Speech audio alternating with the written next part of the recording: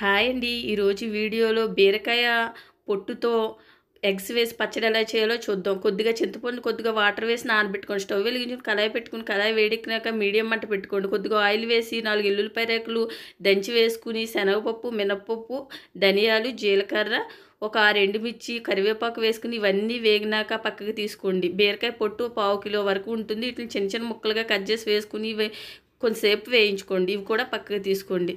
ముందుగా వేయించుకున్న ఎండుమిర్చిని మిక్సీలో వేసుకుని సరిపడా సాల్ట్ వేసి ఒకసారి మిక్సీ వేసుకోండి. తర్వాత పొట్టు కూడా మిక్సీ వేసుకున్నాక చింతపండు నానబెట్టాం కదా, అది కూడా వేసుకుని ఫైన్ పేస్ట్ చేసుకోండి. మీరు బరకగా కూడా చేసుకోవచ్చు. తర్వాత అదే కళాయి పెట్టుకుని 4 స్పూన్ల వరకు ఆయిల్ వేసుకుని 4 కోడిగుడ్లు ఉడికించి పొట్టు తీసుకున్నవి పసుపు వేసుకుని వేయించుకున్నాక ఇందులోనే పచ్చడి కూడా వేసుకుని కొద్దిగా వాటర్ కూడా వేసి వేయించుకుంటే కోడిగుడ్డు బీరకాయ పచ్చడి రెడీ అయింది. లైక్, సబ్స్క్రైబ్ చేసుకోండి. Thank you for watching.